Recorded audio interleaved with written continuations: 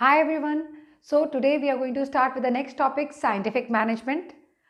14 principles have been contributed to the management studies by Henry Fayol, and scientific management has been contributed by the coinage of the term has been given by F.W. Taylor, Frederick Winslow Taylor. Now, F.W. Taylor was born in 1856 and he died in 1915.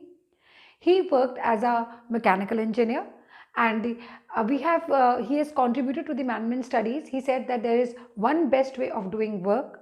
One. Second, he contributed towards the motion studies. Two. Third, he contributed towards differential piece weight system. So whatever we are going to study about F.W. Taylor, all these terms you will come to know as and when we study the complete topic. He emphasized that scientific approach was very important. He worked at Bethlehem Steel Company, and once he got fired from there, he wrote a book called Shop Floor. Now, shop floor is lower level, okay? And where he emphasized the different techniques and principles of working at the shop floor, how management can use these techniques and principles to get more production without wasting the resources and reducing the cost. Then he also was the president of the American Society for Mechanical Engineers, and he worked as a professor in Truck School of Business. He coined this word scientific management, and apart from coining this word, you would not believe, he also gave a concept called differential piece wage. So when people are paid according to the number of units they produce.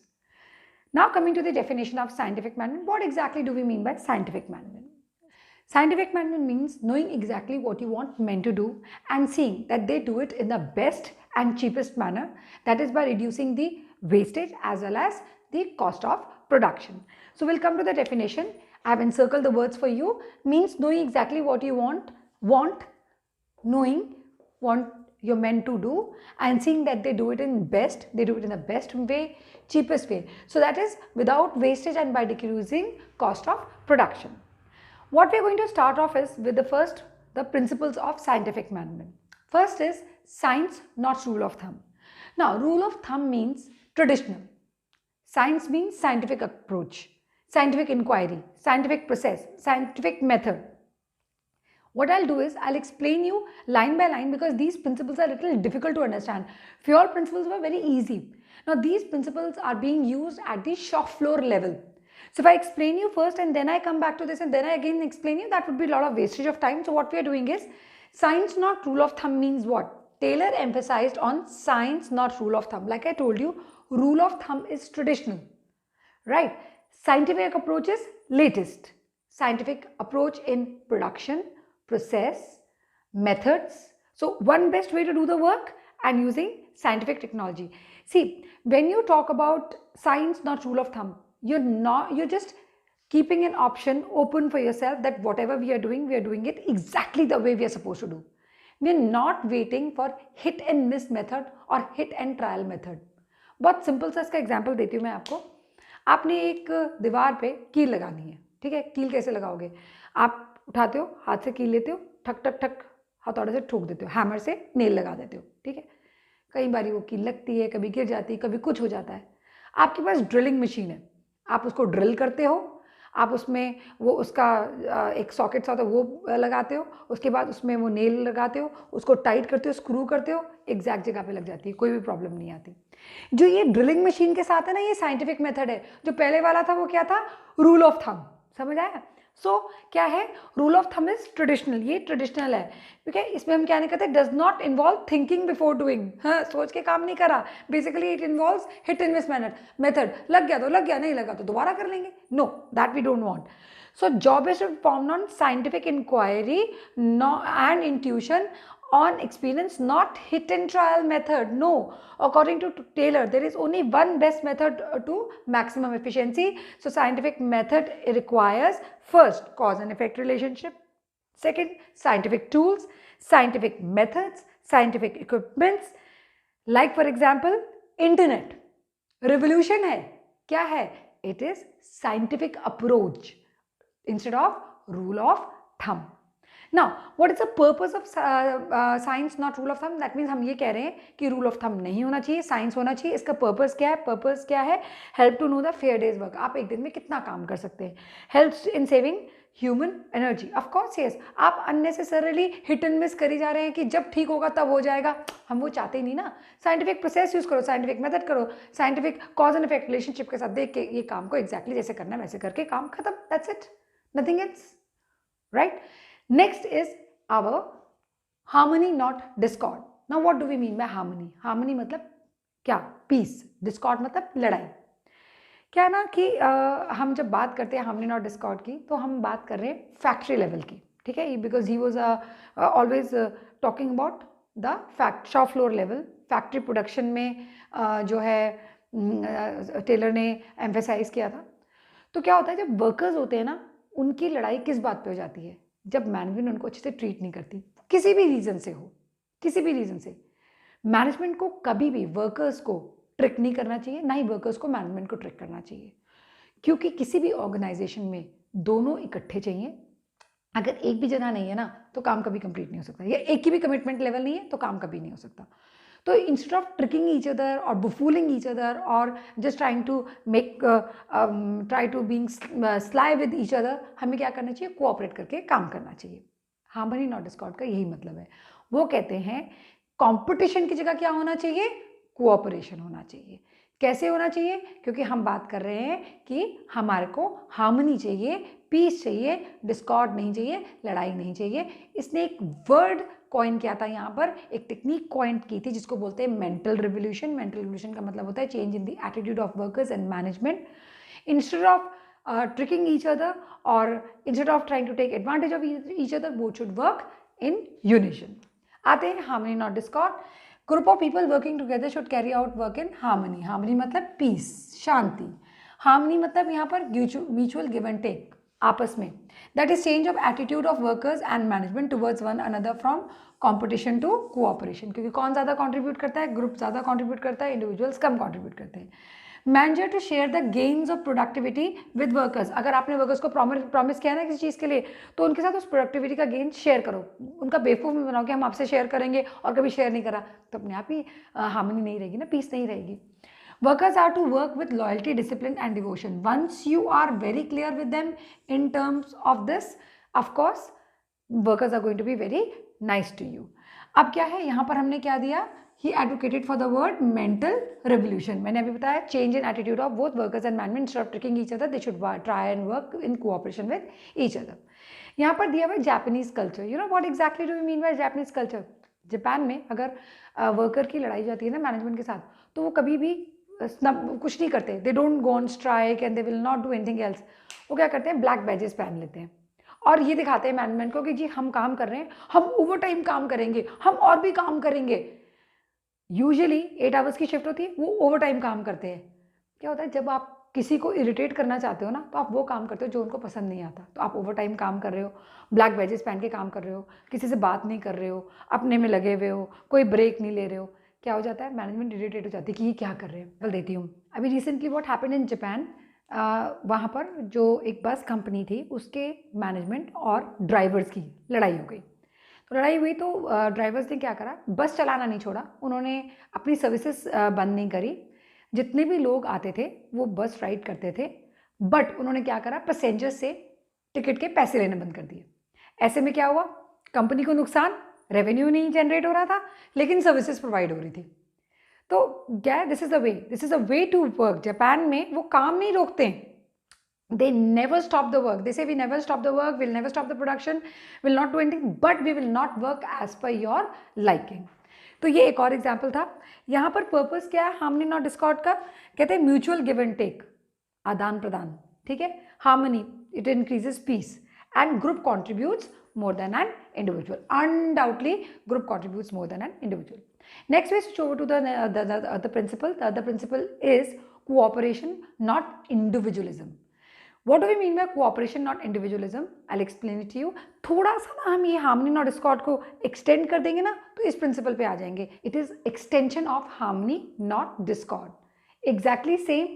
सिर्फ फर्क क्या है? वहाँ पर हमने harmony not discord में बात की थी peace की, राइट, लड़ाई नहीं होनी चाहिए, पीस होना चाहिए. Mental revolution was a technique out there. When we talk about cooperation, not individualism, what we are talking about is suggestions.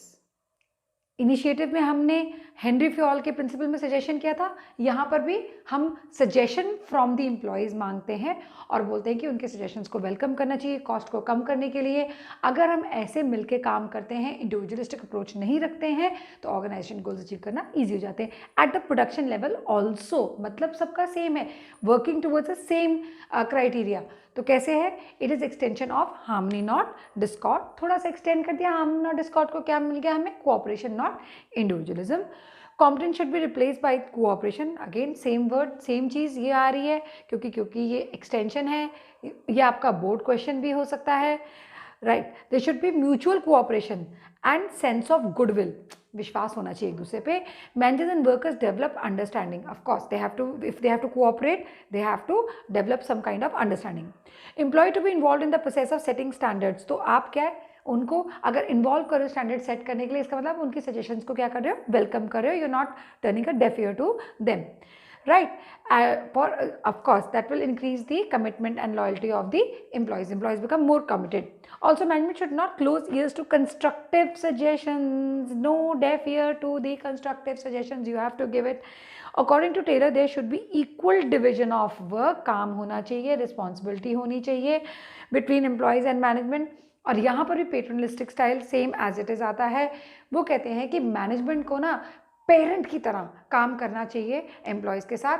उनको कंपैशन दिखाना चाहिए एम्प्लॉयज़ के लिए, क्योंकि अगर आप ऐसा करते हैं तो आपके ऑर्गेनाइजेशन गोल्स अचीव करना और ईजी हो जाते हैं. पर्पस क्या है, हम ऐसा क्यों कर रहे हैं?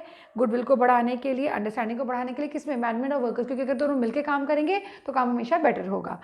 हाँ, देन कोऑपरेशन ज़्यादा होना चाहिए ऑफकोर्स इंस्टेड ऑफ कॉम्पिटिशन. सो अब मैनेजमेंट और वर्कर्स में क्या कॉम्पिटिशन हो सकता है? लेकिन कई बार क्या होता है कि वर्कर्स और management when they work with each other in competitive spirit, की मैनेजर कहता है कि मैं ज़्यादा प्रॉफिट कमाऊंगा लेकिन वर्कर को कम दूंगा, तो वो उस टाइप के कॉम्पिटिशन और कोऑपरेशन की बात करें कि ये कॉम्पिटिशन नहीं होना चाहिए कि मैनेजर्स कह रहे हैं हम ज़्यादा अर्न करेंगे या हमारे बेटर इंसेंटिव हो गया और वर्कर्स को कंपैरेटिवली वो कम पे कर रहे हैं. ये नहीं होना चाहिए. Right, then it increases loyalty, and once there is open communication, always working becomes better. And there is once all this happens, harmony not discord है, as well as cooperation not individualism है. You don't need trade unions. Trade unions क्या करती थी? उस time पे trade unions का काम क्या होता था? वो वर्कर्स के राइट्स के लिए लड़ती थी. तो अगर कोई प्रॉब्लम नहीं है ना, तो अगर वर्कर के राइट्स सेफ है, सारा कुछ अच्छे से चल रहा है, कोई परेशानी नहीं है, वर्कर्स हैप्पीली काम कर रहे हैं, तो ट्रेड यूनियंस की ज़रूरत ही नहीं है. और ऑफ कोर्स अगर कंपटीशन है ही नहीं तो ट्रेड यूनियंस की ज़रूरत ही क्या है? राइट. नेक्स्ट आता है development on each and every persons efficiency and prosperity. अगर आपकी ऑर्गेनाइजेशन में एम्प्लॉय डेवलप्ड होंगे, उनकी ग्रोथ की बात हो रही है, उनके करियर पर्सपेक्टिव की बात हो रही है, वो ज़्यादा काम करेंगे, बेटर प्रोडक्टिविटी देंगे, तो उनकी सैलरी भी अच्छी होगी, अपनी इंडिविजुअल डेवलपमेंट ग्रोथ, और दूसरी ऑर्गेनाइजेशन की प्रोडक्टिविटी बढ़ेगी तो सेल ज़्यादा, तो ऑर्गेनाइजेशन के लिए भी ग्रोथ. सो ये काम कब होना चाहिए? जब हम एम्प्लॉयज़ को सिलेक्ट करते हैं, at the time of selection of the employees. Rigorous selection procedure होना चाहिए ताकि right type of people come to the organisation and they talk in that perspective that they want self growth as well as growth of the organisation. कैसे पढ़ते हैं? Competent person कौन सा होता है? जो एफिशिएंट होता है. एफिशिएंट कौन होता है? जो कॉस्ट ऑफ प्रोडक्शन कम करके, वेस्टेज कम करके प्रोडक्शन ज़्यादा करने की बात करता है. साइंटिफिक मैनेजमेंट का एम क्या है? Workers development. वर्कर को डेवलप करो in terms of career. Workers training is essential to learn one best method. हमारे पास वन बेस्ट मेथड होना चाहिए. वर्कर्स प्रॉपर्ली ट्रेंड होने चाहिए. Efficiency of person begins with his selection. बताया ना मैंने कि सिलेक्शन, जैसे हमने उसको चूज़ किया ऑर्गेनाइजेशन में, वैसे ही हमारे वर्कर की क्या शुरू हो गई? एफिशिएंसी, उसकी प्रोडक्टिविटी नज़र आनी शुरू हो गई.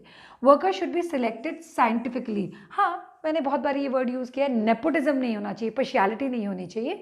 Job must suit his physical, mental, intellectual capability. Yes, उसकी IQ, उसकी पूरी की पूरी personality. Even you know when you talk about mental, we are talking about IQ. हम उसकी फिजिकल बात कर रहे हैं, हम उसके अपीयरेंस की बात कर रहे हैं, हम इंटेलेक्चुअल की बात कर रहे हैं, हम कह रहे हैं कि उसमें एनालिसिस की, किसी चीज़ को सिंथेसाइज करने की और एनालाइज करने की कैपेसिटी होनी चाहिए. So hence training becomes essential to efficiency to learn the best method to do a job. शुरू किया था साइंटिफिक मैनेजमेंट, यहाँ लिखा हुआ है, क्या लिखा है? Knowing exactly what you want men to do and seeing that they do it in the best and cheapest way, best यहाँ आ गया, ये वही बेस्ट मेथड जो है लगातार एक्चुअली जो टेलर है इसने एडवोकेट किया था बेस्ट मेथड, तो बेस्ट मेथड हर जगह आएगा और यहाँ पर भी आ रहा है। Increase in efficiency leads to increase in productivity, and ये किसके लिए, प्रोस्पेरिटी किसके लिए, कंपनी के लिए भी और वर्कर्स के लिए। तो क्या है हमारा पर्पस, क्या होता है कि हमारे पास ट्रेंड एम्प्लॉयज़ हो ताकि हम उनके ऊपर ट्रेनिंग में पैसा ज़रूर खर्च करें पर बाद में वेस्टेज ऑफ रिसोर्सेज ना हो। So to train employees to enhance efficiency, उनकी एफिशिएंसी बढ़ाएं ताकि प्रोडक्टिविटी बढ़े, एंड टू इंक्रीज प्रोडक्टिविटी आ गया सेम चीज़। For scientific selection and training of employees, अगर आप साइंटिफिकली सिलेक्ट करेंगे आप एम्प्लॉयज़, उनकी कैपेबिलिटी कैपेसिटी IQ के हिसाब से करेंगे, उनकी फिजिकल अपीयरेंस मेंटल कैपेसिटी के हिसाब से करेंगे, कभी भी आपकी ऑर्गेनाइजेशन में प्रॉब्लम नहीं आएगी। ये 4 प्रिंसिपल्स थे किसके, ये 4 प्रिंसिपल्स थे साइंटिफिक मैनेजमेंट के। अगर इनको लर्न करने में प्रॉब्लम होती है तो इसके लिए हम एक सेंटेंस फॉर्म करते हैं, हम कहते हैं science not rule of thumb. Start किया, science not rule of thumb, harmony not discord, how through cooperation not individualism, why to develop each and every persons efficiency and prosperity of the organisation. Same चीज, सिर्फ इसको थोड़ा सा हमने ले में डाल दिया।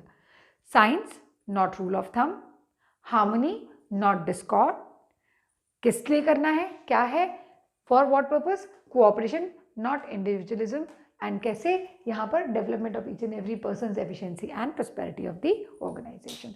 सो अगेन इस बार हमने एक्रोनियम नहीं लिया है, शॉर्ट फॉर्म नहीं ली है, हमने सेंटेंस फॉर्म में किया है।